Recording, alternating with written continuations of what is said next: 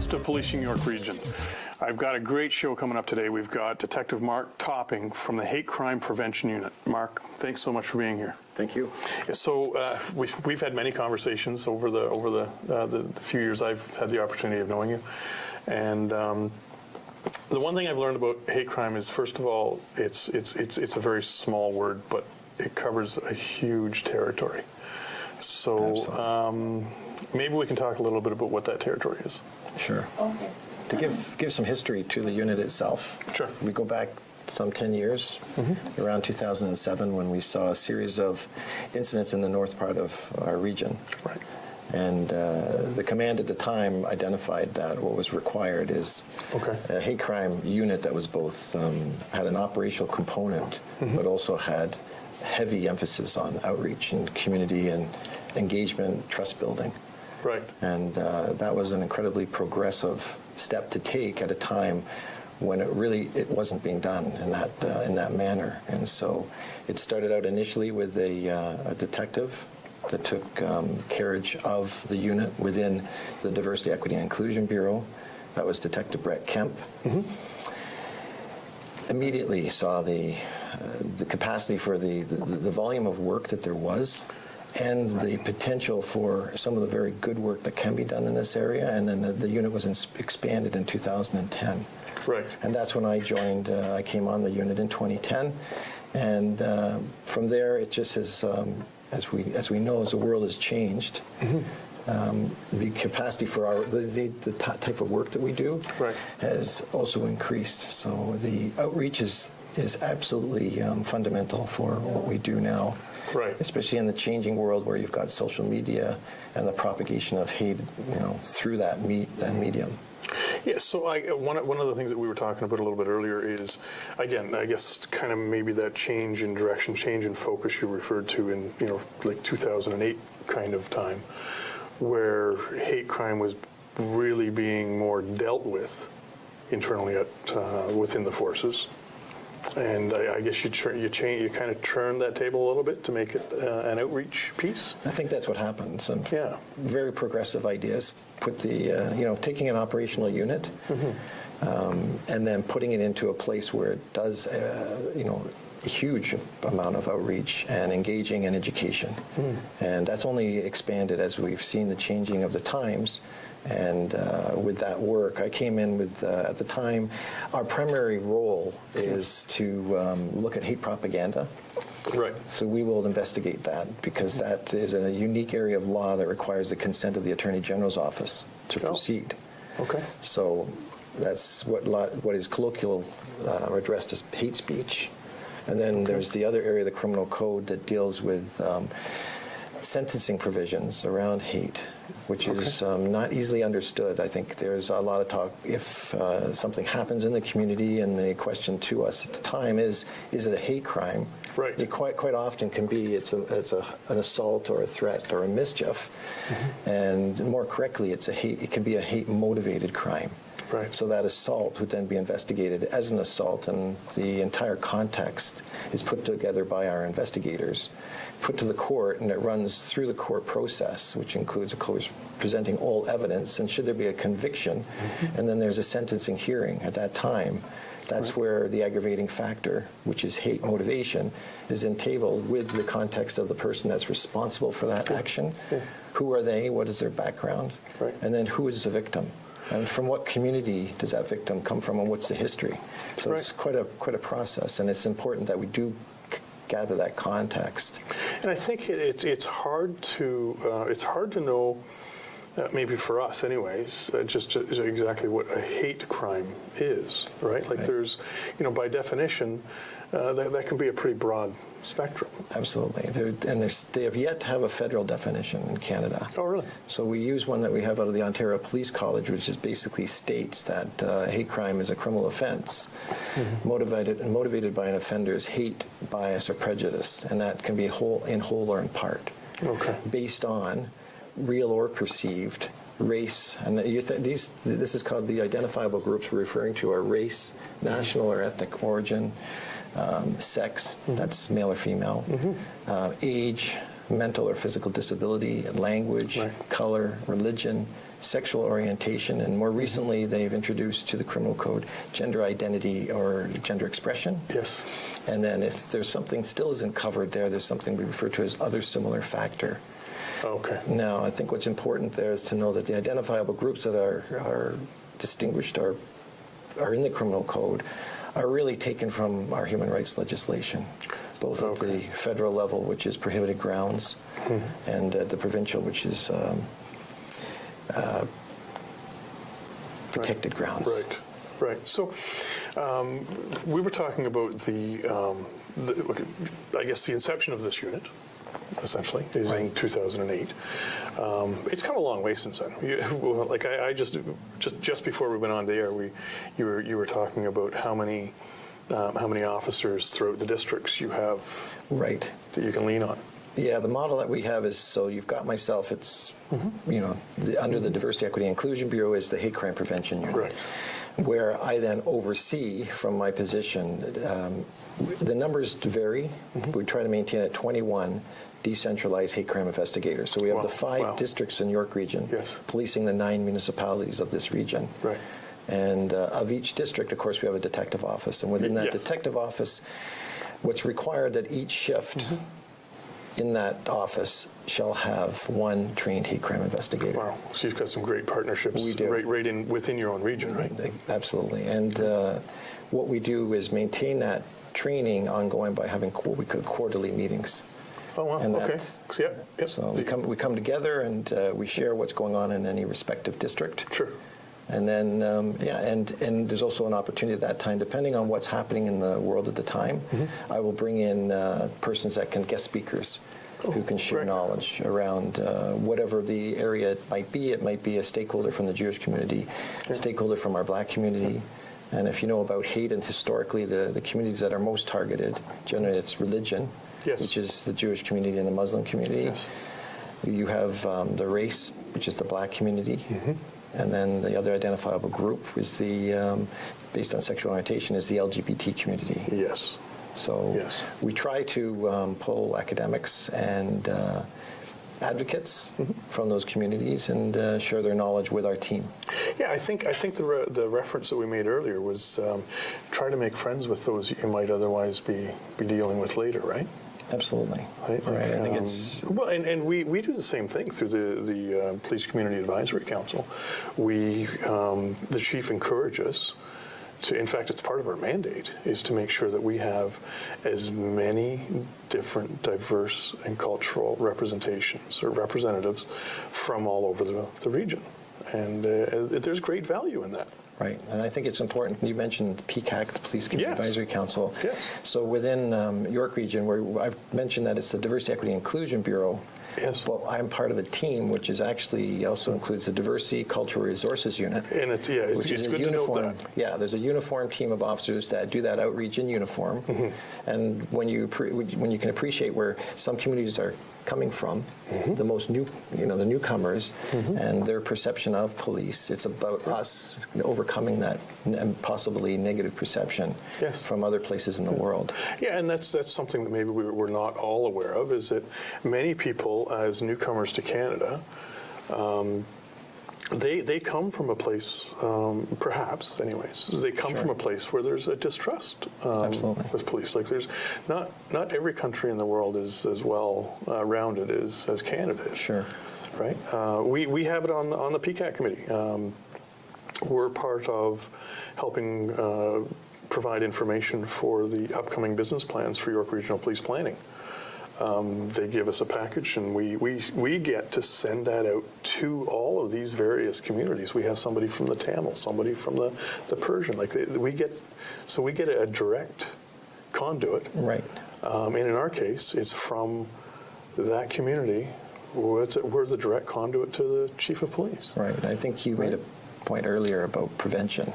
Absolutely. And that's where we make the connection that this type of outreach and this trust building and the partnerships with the community is a form to prevent communities being marginalized, subjected to discrimination, anything that may be divisive to our society. So the idea is that, and again, we've got PCAC, you've got the Diversity, Equity, Inclusion Bureau, and then you've also got an equity specialist who's a civilian, who also provides that extra piece that ensures that internally we have the resiliency for members of diverse backgrounds based on race or religion or sexual orientation.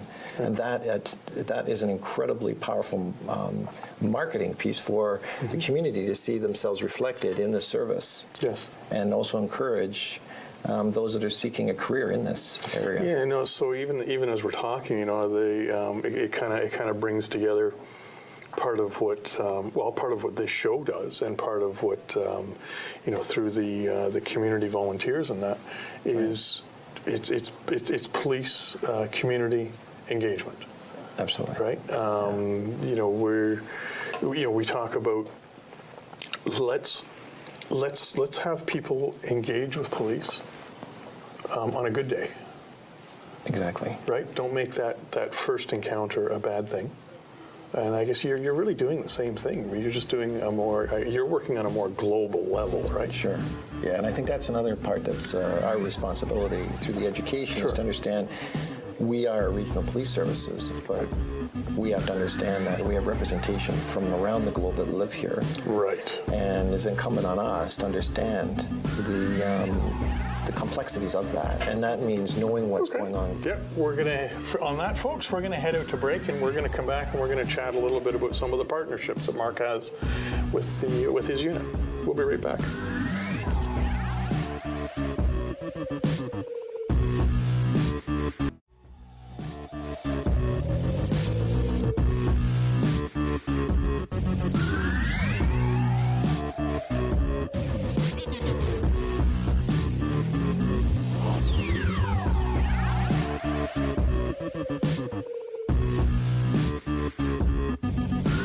Welcome back to Policing York Region, folks. We're going to continue our conversation with Detective Mark Topping.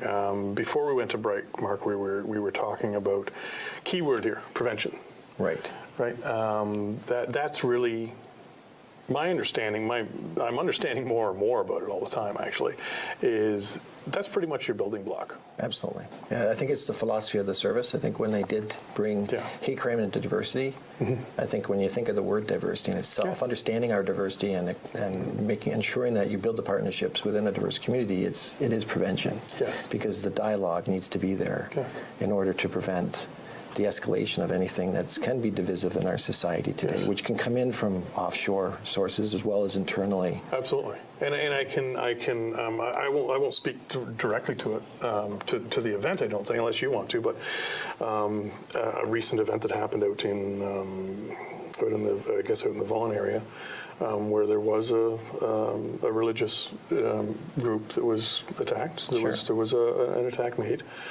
And I happen to be at headquarters amongst some of your team members, in and around that time frame.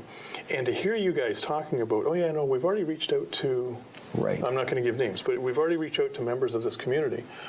It's like, it has to be instant. You were well ahead of that train. Right. As soon as we get any information, if we have conduits with the community trusted, and they can reach us in any number of ways. And I think that's what's critical here, especially at a time that we've unprecedented with this social media and the impact it's so instantaneous from war zones around the world and other things that are happening, changes in government.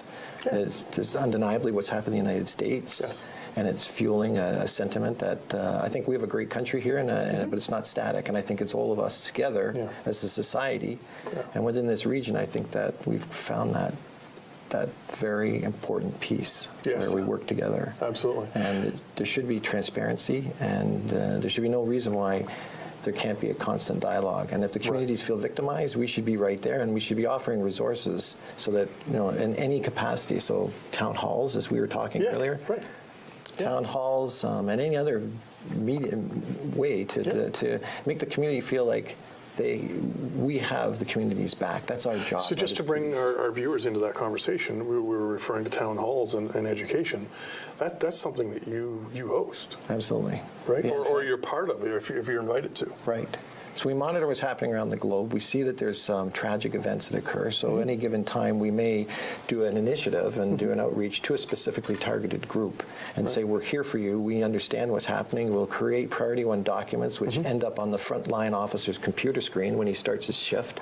So he knows he'll make himself visible to the community. We know what's going on the calendar. We know that there's important dates where their places of worship are sensitive. They are large gatherings. We need to be on top of that. We know that the world's community the globalization has created a different world for us, that we need to understand the depth and the complexities of our society. So as a service, that's what we do. And we offer, when I go out into the communities, it's not just about talking about hate crime prevention, it's about what we have to offer as well. So you've got things, resources, we've got Project Clear, which is critical location, emergency action response. Let's get a conduit. So if you need you have an emergency, we'll have an immediate contact for your location, your place of worship. Right. And we have crime prevention through environmental design. That's something that our service offers as well. And then there's also federally the Security Infrastructure Program, which provides grants to places of worship. Wow. So that's another. I think if you go to the community with resources as well, and again, it's about building trust through legitimacy. Absolutely. So. Absolutely. You know, we were talking about town halls and how your team members, the entire diversity unit engages different forums, different public forums. I can tell you that I've been part of some of those calendars. That you guys are pretty busy engaging in the community. It's not just your day-to-day 9 to 5 routine. I mean, we see that part, don't get me wrong. But and again, that's where we've mentioned the Diversity Culture Resources Unit are out across the spectrum of communities engaging. So, and there's everything from special events, holidays, whatever that might be, celebrating our diversity, Black History Month, Chinese community, Jewish community, you name it. Well, that's something part of a bigger picture. And then you go in towards where I do a strategic engagement, which again is at those times when I know that there's going to be that fallout which is natural, the fear from what's happening in the world today. So that's where I look at the map and I go out to the respective places of worship or communities that require that extra attention under any given circumstance, any given time where they've been targeted. And that would be, and I could tell you that, we have, like I said, representation from every faith community, and you've got each community is in its own right diverse. So of course, one thing I've learned in hate crime, and when you go into communities, and there's no one person represents an entire community. There's diversity within the Muslim community, within the Jewish community, the Christian community. That's again very complex, and we have to be sensitive to that to understand it. It's multidimensional. Yeah, no, of course it is. You touched on a couple of events that they're kind of pillar events for YRP. The Black History Month. That's we fill the auditorium at headquarters. Same thing with the Asian Heritage Month, and another favorite is the International Day for the Elimination of Racial Discrimination. We've had the opportunity to speak to that one on this show, and we like to highlight it in the sense. I kind of like you to speak to it a little bit because what representation isn't there? Right. Yeah, we fill up the Markham Events Center. And we do. It's representation from all the communities across the spectrum. We deal with everything from religious communities to ethnic communities to different cultural and national identities. And within that, of course, you have our presence there as well. So we take a role as in the Hate Crime Prevention Unit there again to talk to any given community about what's happening. And how they feel, and making sure that they feel that they are included in this society and they have all the resources available to them. Yeah, that one's advertised early spring, out in Markham, and we've had the opportunity of going there. And what a feeling when you walk into a room that has so much diversity, right? I believe don't quote me on the numbers, but I believe it was 101 tables at last year's event. And this was people from all different walks, lives, races, religions. I think it's one of the showcase events for the diversity office. It is, and I think it's that, if you talk to the executive command team, they would say that event alone shows how much work York Regional Police has done in the community. Because where else do you pull together that much diversity in one room, and have such a fluid and fun event? Right. And I think you said it earlier, that's where you're building those partnerships at a time of celebration. So that when the chips are down, that's right, you've already got the communication with everyone within our society, our community. Absolutely. So. And, we talked about hosting open forums or this kind of thing. If you come across a group that wants more information, can they just reach out to your office? Absolutely. Can they, somebody there would set up, perhaps a little mini chat or? Absolutely. If we can leave a number and contacts. Absolutely. I think that's. So we'll refer to yrp.ca and they can go to the. Right. And my own, again, we go by badge numbers in York Region 2 if you want personally. 5506 at yrp.ca. Right. Okay. So they're welcome to email you directly, and you'll point them in the right direction at least, right? Right. Because that is a key component. I know that we've had yourself and some of your other team members talk to some of our teams, like at the local, at the district liaison committees, and certainly at the Police Community Advisory Council. It's all very worthy information. It's very well received, and it's nice to know what all's going on in your community and what's going on to prevent it, right? Absolutely. And I think, and of course, it's NGOs, it's religious communities, and even within our school boards. Yes. If there's a resource that we can provide. I need to also emphasize that we're within community services. Yes.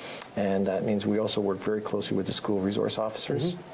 We also work closely with the mental health support team, because we know that there's intersectional marginalization goes on in our communities. When I say that, as I said before about our diversity being complex, you could be of a certain race, but you could also be from the LGBT community.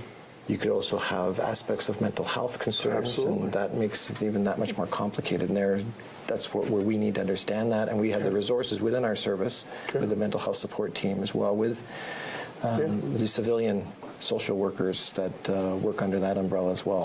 And of course, there's the incident response, there's our protective services with the intelligence when required, because we know that hate starts off sometimes in what we perceivably see as innocuous or benign, the hate speech that I want to address upstream. However, if it does start to become formed into groups, hate groups, that's then extremism, and that's where we would need to understand that's going to be under the umbrella of the intelligence service. Yes. So, I guess earlier when we were talking about partnerships, there's many. There is. And it's not just partnerships, it's working relationships, right? Like you said, I use the term umbrella a lot, but it is. I mean, community services as a whole is a very large umbrella. And to have your team fit in there with, like you said, the mental health support, the senior officers, the school resource officers, it's such a great fit. Yeah, so the team is much bigger than just myself and our team of decentralized officers. I think you and I were also speaking earlier about there's a provincial team that we're part of. Yes. So there's these circles of areas, because we know that this is something that is fluid, that there's no borders, there's no jurisdictions when it comes to what's happening in the world and the influence of information right now. So we belong to a provincial team of 14 services in the Ontario Provincial Police. Yes. And again, that's another opportunity for education. There's quarterly meetings, and we share information. So now you're not just sharing with the information from within the region; you're sharing it with within services. Yeah, multi-jurisdictional. Right. So that's huge. Yeah, that's huge. Absolutely. And to see, we were talking also about. You said reception of information. I mean, social media. Information is something that is sometimes just simply too easy to access. Right, and I think again this is where education. Right, and I think that's something that a big component of what I do. If I'm talking to community groups, I think we need to understand there needs to be that filter, that young people, young impressionable minds should not have an unfiltered access to some of that which we see online today. Yes. And I think that's going to be, I think that's the greatest challenge we have right now, is to make sure that we aren't just allowing sort of an open forum for our young people that are going to be the next generation coming up. Yes. If they're subjected to this, well, I'll call it poison. Yeah, right? it is a poison. It's a poison. It is a poison. And it undermines the fabric of our society. So I think I think the message that we have when we go out there, and again, I'm coming from an office that we have representation from the world.